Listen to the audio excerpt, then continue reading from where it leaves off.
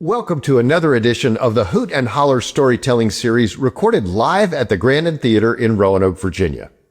At Blue Ridge PBS, we are proud to be able to record, edit, and present these stories well beyond the confines of the sold-out main theater at the Grandin.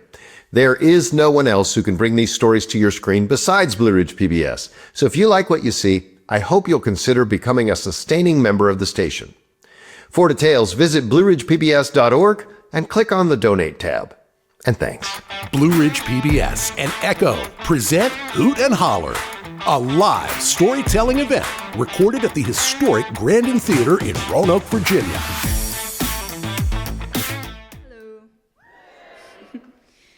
Hello. Second for my heart to stop beating out of my chest.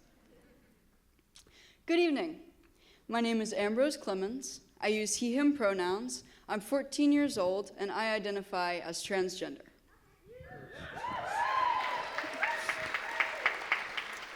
I never really felt right as a girl.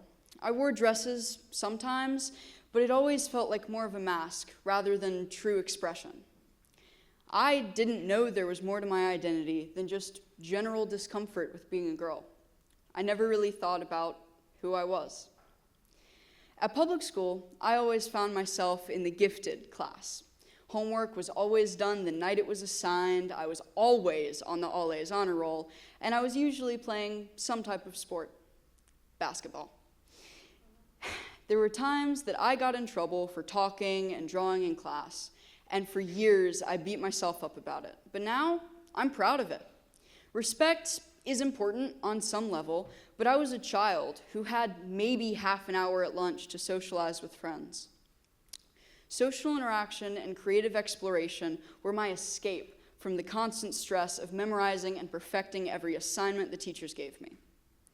I dreaded taking tests home if I had anything below 100% because I was so scared of the disappointment or anger that might be waiting for me.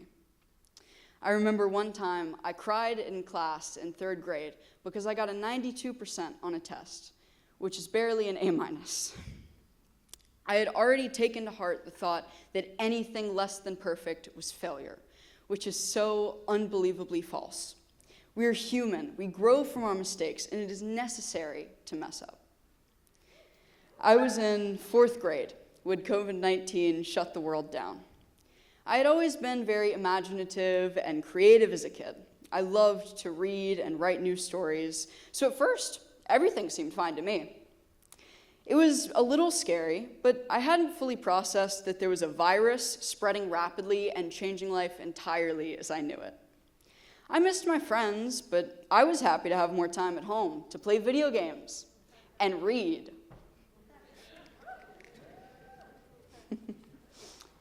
For the rest of that year, there were packets and online assignments sent home to do as schoolwork. I wasn't a fan at all, and I found myself procrastinating until I couldn't. I found a new escape in technology, notably YouTube. Even when I was younger, I watched YouTube, but it became much more frequent in quarantine. I got very interested in Minecraft YouTubers specifically. I also got deeper into my love for digital art, so a good amount of my time was spent doing that. At some point, mid-2020, I was seeing more and more random posts about LGBTQIA+ terminology. A YouTuber and Twitch streamer that I watched very frequently was openly gender fluid, and I started doing more research on what it all meant. At that point, I had already figured out I liked girls. I don't know when, but I had already accepted it. The deeper I went, the more curious I became. I started experimenting online with different pronouns, usually under the guise of role play or acting. But by early 2021, I proudly identified as gender fluid and bisexual.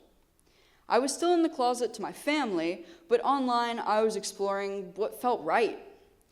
It was very freeing to be able to express myself fluidly to friends that wouldn't judge me.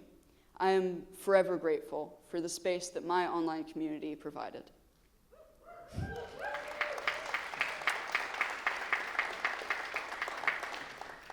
I came out on April 10th, 2021.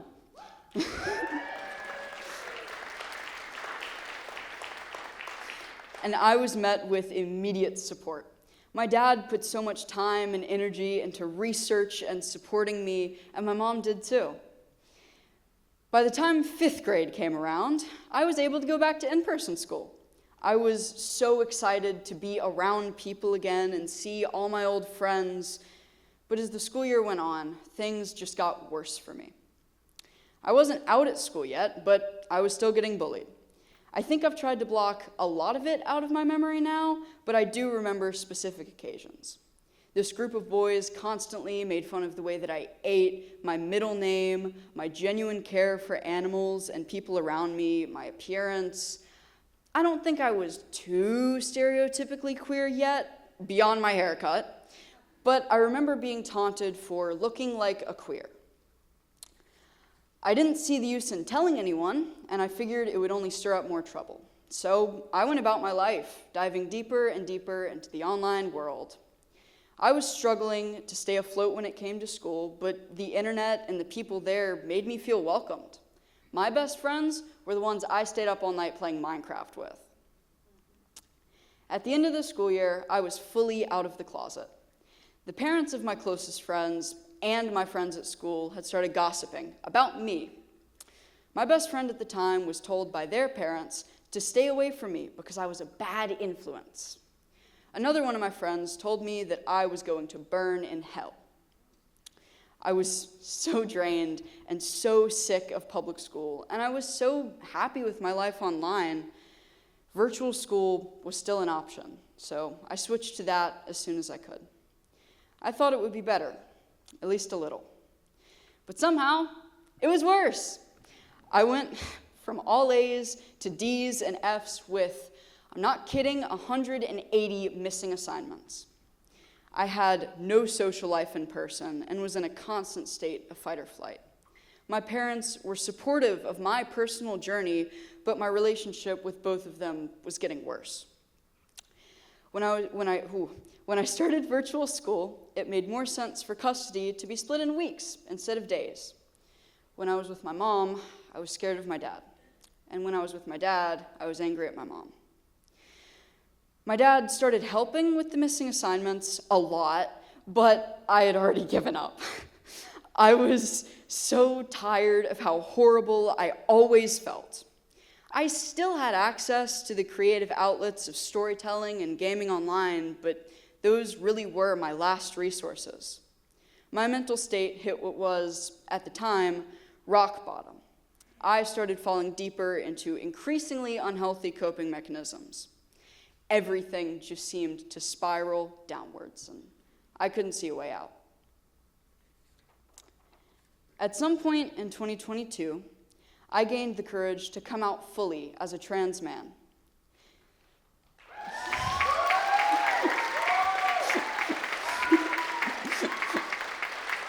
Thank you.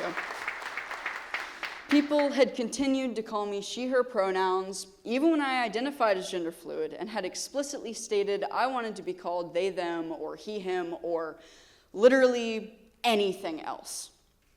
I still felt more feminine sometimes, but I never identified with being a girl. I was tired and angry that nobody would actually listen outside of my friend group. At the time, my parents also realized virtual school wasn't working all that well, and I refused to go back to suffering through public schools. We had to find another solution.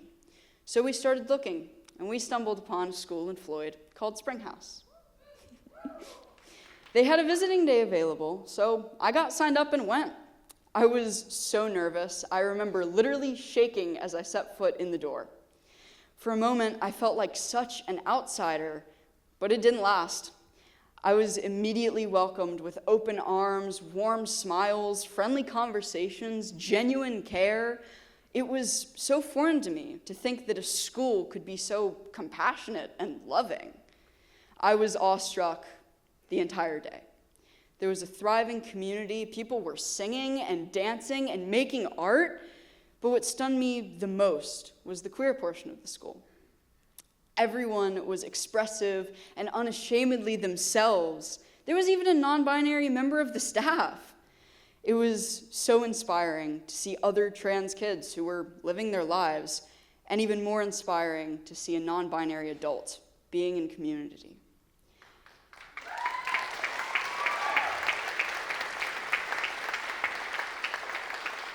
At the time, I hadn't really expected to see myself getting past 14, but seeing what was possible entirely changed that. So I signed up for every visiting day until I was able to join in September of 2022.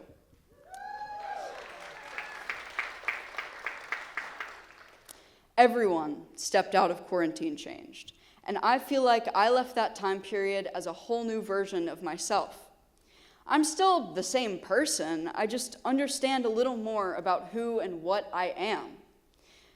When a butterfly emerges from a cocoon, fresh and bright, an array of colorful flapping, it still holds its history as a caterpillar. I want to honor the little girl that I used to be, while still respecting myself and being authentic to who I am now.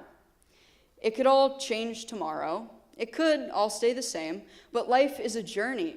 We can't waste it waiting for certainty in a thing like identity, something that naturally shifts and changes. I just finished up my 3rd year at Springhouse, and I have grown and changed so much. Every day, I discover new aspects of who I am and new ways to care for myself and for the world around me. I don't cling specifically to labels, but I do hold my queer identity very close to my heart. I started testosterone in January of last year.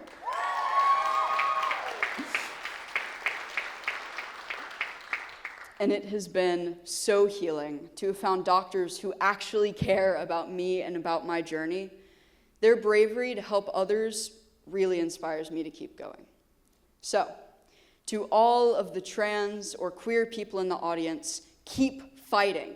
Keep being authentically and unapologetically yourself, especially when the world around you is trying to suppress it. If the people you devote yourself to are trying to shut you down, find other people. Find people who will love you unconditionally because they are out there. And no matter what, keep finding ways to be true to yourself. To any parents of trans or queer kids, support them, protect them, celebrate them. Show them what love and acceptance is so that they can grow and thrive. If their expression doesn't align with your values, find new values.